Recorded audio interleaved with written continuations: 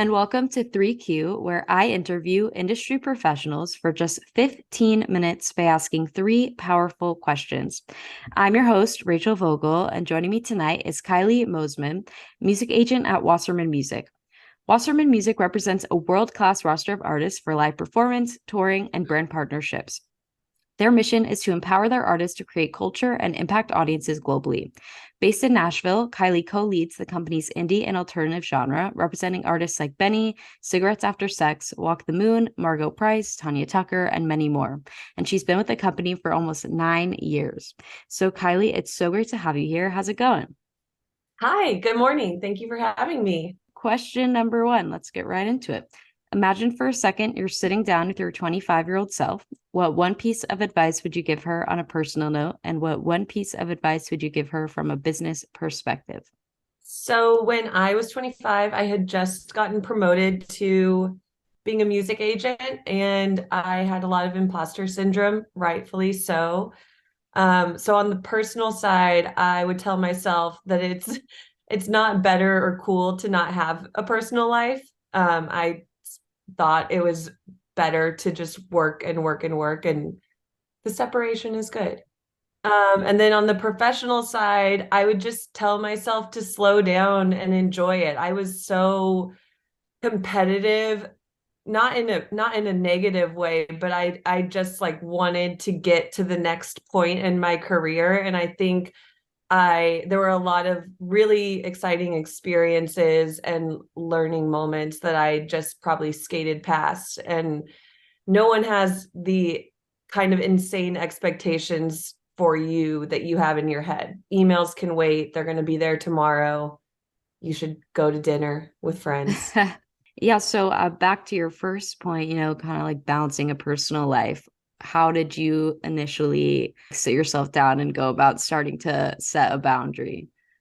Honestly, I'm sure everyone says this, but COVID really like knocked it into me. I like had spent the last 7 years doing nothing but working and trying to further my career. And then that was like taken away. And I was like, what am I doing?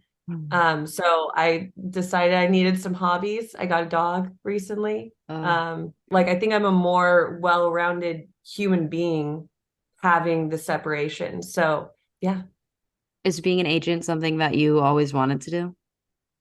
no, not at all. I wanted to be a lawyer, and I applied for an internship at Paradigm because I thought it would look good on my resume because I wanted to do entertainment law. And I just never left. Like I really, really connected with Jackie Nalpant, who's my mentor, and we became best friends. And the 1 year that I thought was going to be a resume builder, I never went to law school. That's incredible. All right, question two. Every industry has its dirty little secrets, and you and I both know that it's no different in the music industry. And sometimes people think that's a bad thing, but that's not always the case. Sometimes it can be good. What's one secret you would like to share with our listeners about the industry? I would say it's really hard and it's not as glamorous as it looks. I think a lot of times, especially young people, myself included, look at other people's Instagrams and everyone's showing the best side of themselves and their experiences on that. So, I mean, if you look at my Instagram, it looks like all I do is travel and go to festivals and hang out with my friends. And you really don't see the like 11 p.m. you're still staring at a computer going through contracts, the Mhm. paperwork. You get to have like the exciting experiences as a reward for all the hard work in the other times. But if you're in it for the glamour, it's not gonna, it's a rude awakening. Absolutely. You will want to switch career paths, but you never will.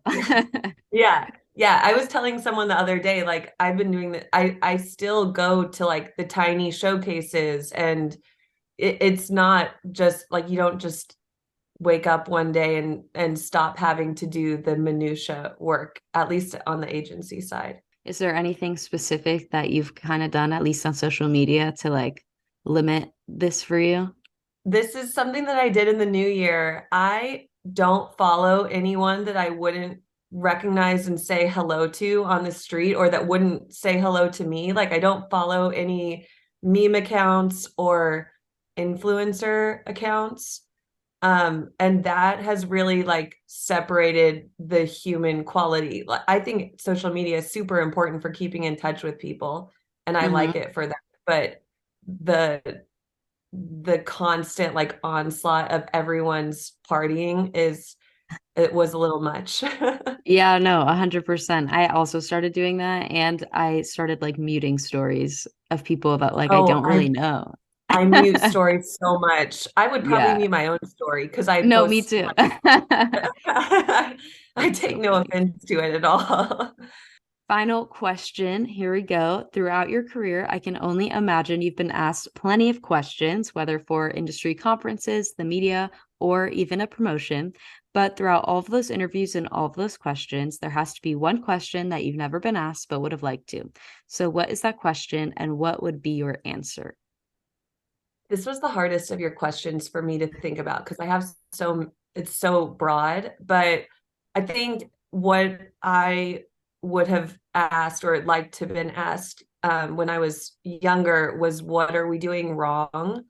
I think when we go to conferences and events and things like that, it's really easy for the music industry, especially on the live side, to become like a club of sorts, and everyone's talking about how great each other are and congratulating each other for their successes. And I think the perspective of the, up and coming, like younger class is really important. Something that I like never did or never asked was like, how does my pay compare to other people? The company I worked at before this was a really, really competitive environment. And it was kind of like, oh, if so and so succeeds, that means you can't succeed. And now working at Wasserman, it's so much more teamwork oriented, like a rising tide lifts all ships. And so just like the transparency and knowing what's wrong, like speaking up, this isn't right, is um something that I think we should ask people more. Totally. Yeah. And I think back to COVID, I feel like that kind of shifted it. I feel like people talk about Oh pay yeah. transparency a lot more. Yeah, and it was so looked down upon before, and now like my friends and coworkers, it's important. Well, Kylie, it has been such a pleasure having you on the podcast. Thanks so much for taking the time. Thank you. This was easy peasy. And to everyone listening, I hope you enjoyed tonight's episode. So stay tuned for next week of 3Q, where I interview industry professionals for just 15 minutes by asking 3 powerful questions. See you next time.